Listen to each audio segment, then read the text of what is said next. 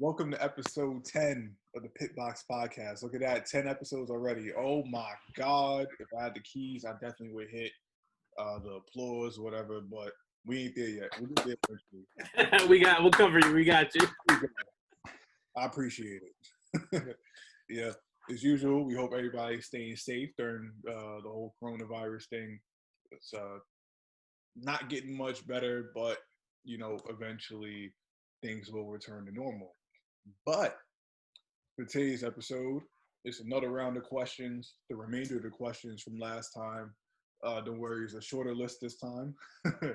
We only got 4 planned for today. And, well, how you guys doing? Chris, how you feeling today? I'm doing well. Thanks for asking. Just to kind of add on to what you just said, once again, can't thank enough to our first responders, everybody who's out there on the front lines in our healthcare industry, taking care of everyone. You are the real MVP right now, guiding us through these times. And, just like, unfortunately, good times, they don't last forever. So we'll get through this real quick. Just a matter of when. Gartrell? Great to be back. Nice to see you guys again. Or to be talking to you guys again. Mm-hmm. And nice to see you guys again, too. Steve, Chris, Seb. And, just excited to get the 10th episode out there, and just hope everyone's staying safe, as you said.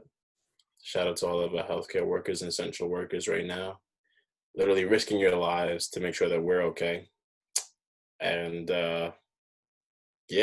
can't wait till this is all over so we can get back to the way things used to be. So cheers. Cheers. Seb, how you feeling? You got that water, Steve? Oh, yeah. Right now.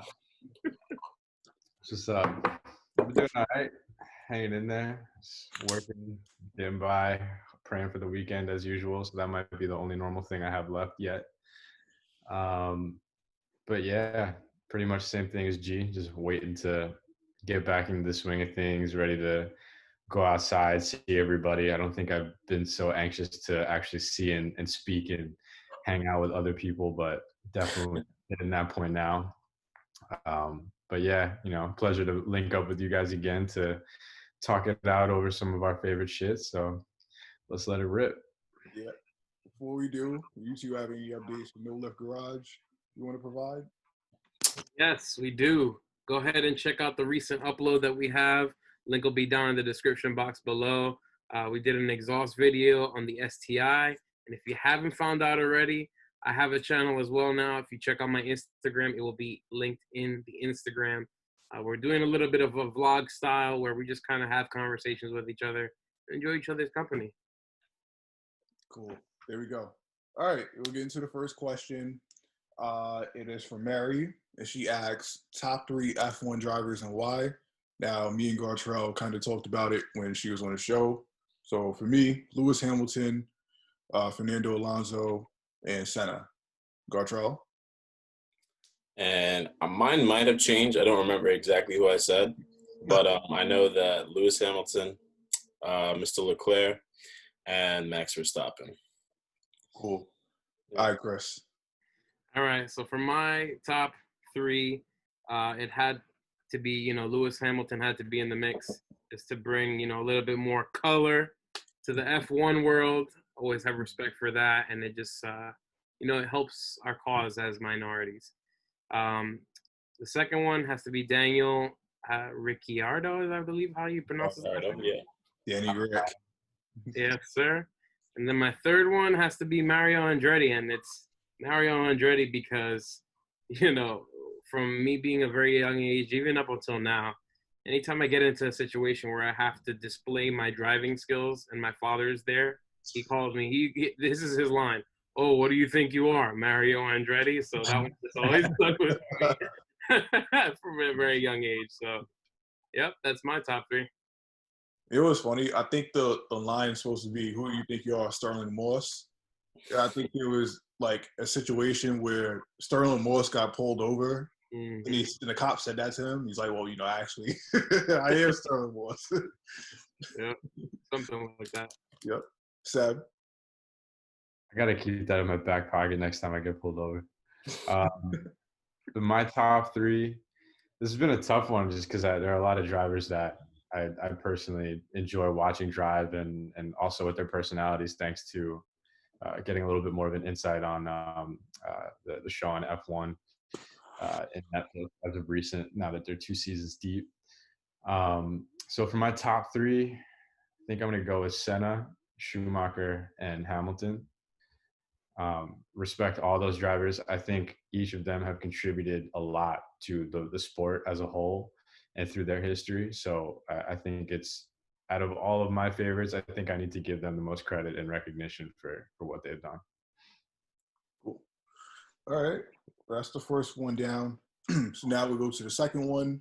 It's from AJ.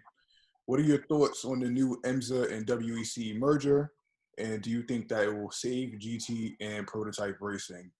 You guys want me to go first, or one of you want to go first? I think since mine is pretty brief, I'll go ahead and take the first swing.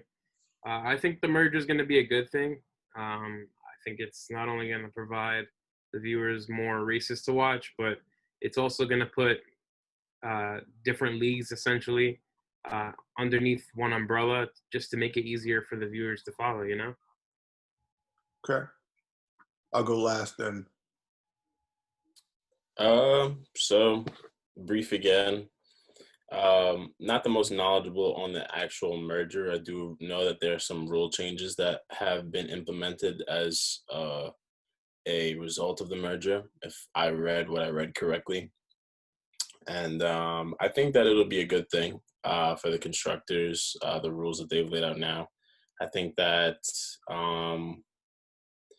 with the ability for, I think there's like is there a new class? Am I correct? Yeah. It's Yes, sir. LMD or something like that. LMPH. Right. And I think that adding a new class of prototype to prototype racing is going to make it a little bit more interesting at some of our races. So honestly, I never thought that prototype racing was a dead thing or dying. Personally, I love to see like all different types on track during the races. It was a little bit to keep up with, yes, but because you have so many different like classes going on at one time. But it's just amazing to see what they can come up with. And I think that, with the introduction of another class, it's just going to be like adding that much more excitement to our races coming up in the future. So I think personally, yeah, it's a good thing. Seb?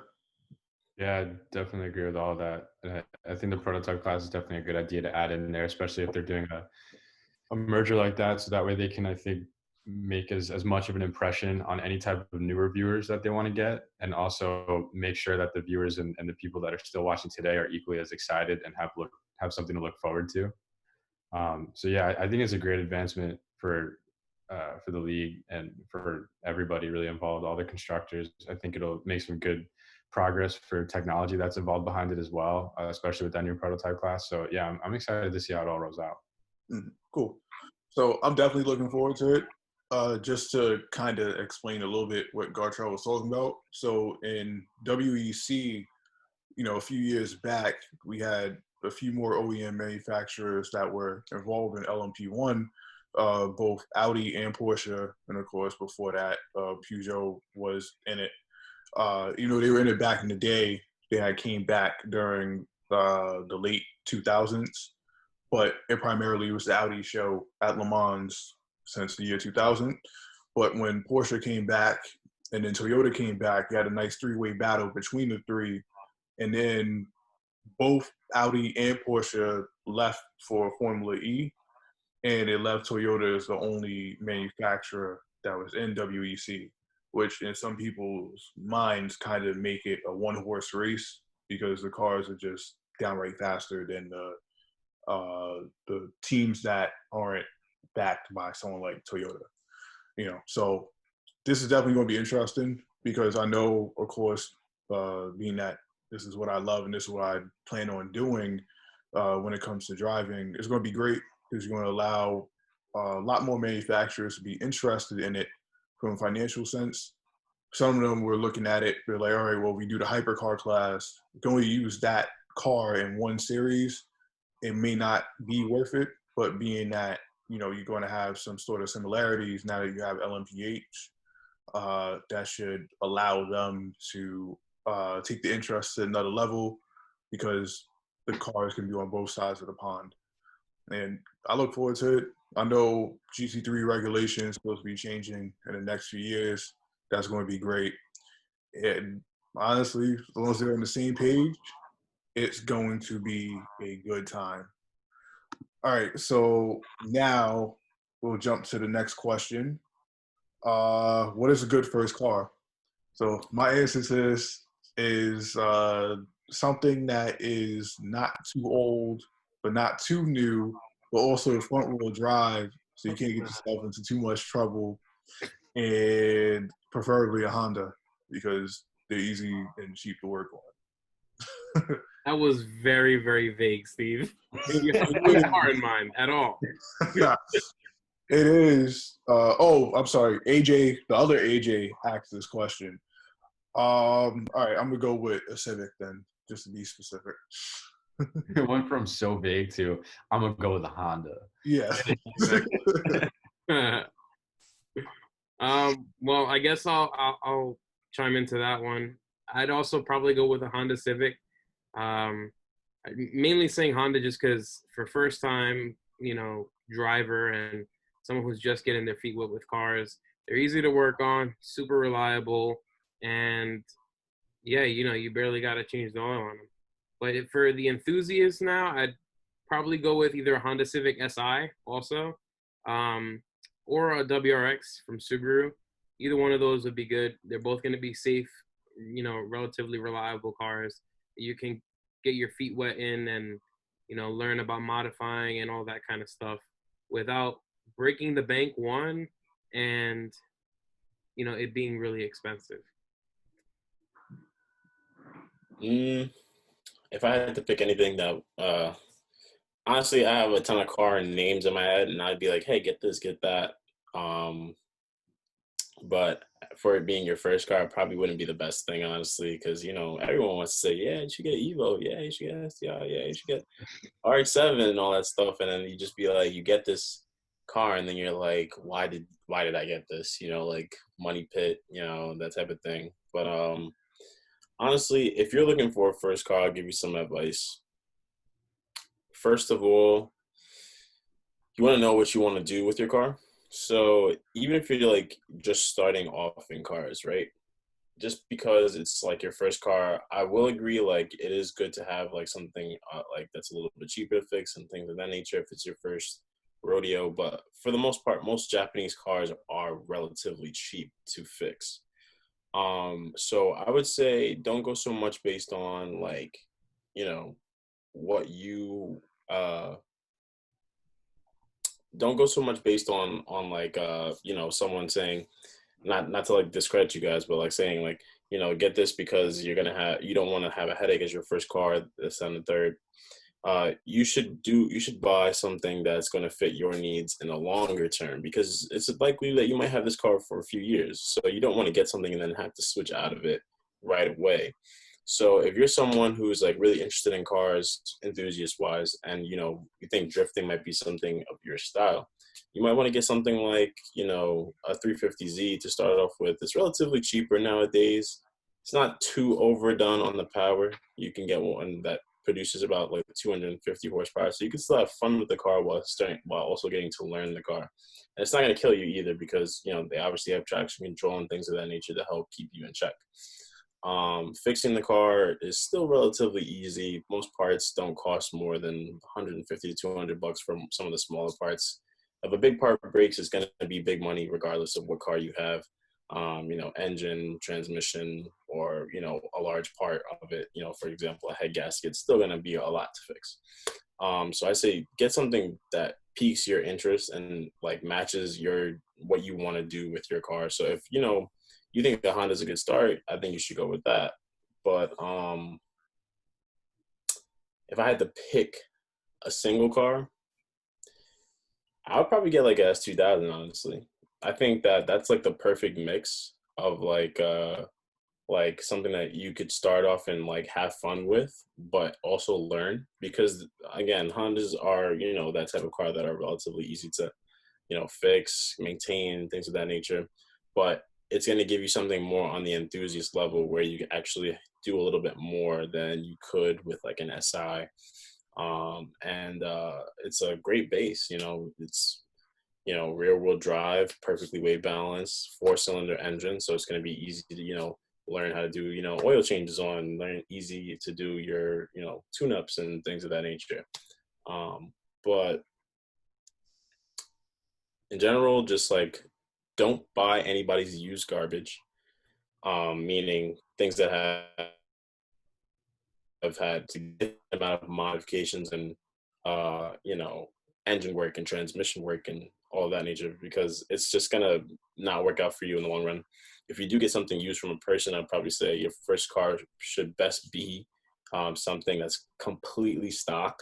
This way, like, there's nothing to undo, and anything that they've done won't hinder the car further. So if there is something wrong with the car, you just have to fix that problem, not somebody's, you know, tranny swap plus a clutch mix, like, is messed up. You know what I mean? That type of thing. And then, but if I was to say your first car, you want to try, probably look for a dealership, because as Chris has told us in the past, you know, multi-point inspection, things of that nature are going to help you get into that car that you want, regardless of it being a Honda or it being like a Nissan or Subaru, whatever the case may be. And it's going to be something that you can work with. You know, it's not just going to be like this headache project. So that being said, don't kill yourself. Don't break the bank. Do your research and make your decision. Shit, yeah, there's a lot of good points in there. I think the question I want to draw from that too is, first car for what? Like that, I think that's a great question, because like there, I think if you want like your first car and you're just trying to get A to B, I'm definitely gonna go with something along the lines of like what Steve was saying, and Chris as well. But unless you're somebody who had maybe been interested in cars in the past, and like, or maybe very interested in cars, and you have one car on your mind and it's like something reasonable, maybe something like a GTI or an SI or something that's like fun, but like still not breaking the bank, but you can get enough for your budget, go for it. I mean, what's the worst that could happen? I mean, worst case scenario, you work on it, you find out it's going to be a little bit more work than you thought it was, but that's part of owning a car. So jump into it anyway and you'll figure it out, because that's pretty much what happened to me. Ended up buying my car. Really just wanted a stick, just really wanted a manual car, wanted to have it as base as possible so I could build on it. And I did after time, but spoiler alert, I bought a Volkswagen. That shit isn't really the most capable of working with, especially if you want to do something simple like change your brakes. Apparently you need to get a proprietary tool for that, which is a whole other story. Yeah. So you guys know what I'm talking about. So it's like, so you can get yourself into that and then learn the hard way, which is fine. You'll get around it. There are also a lot of other garages out there that can get you into it, and they can set you up and they'll take care of you. But then again, for what? So if you want to race, I would maybe recommend something else. If you want to do something else, maybe just go to the, I don't know, grocery market or to school or commute. Yeah, definitely something simple like a Honda. Cool. Nice. All right. So it looks like the timer is about to go up. So I'll just restart the meeting. So for the viewers, we're just going to take a quick pause, and then we'll be right back.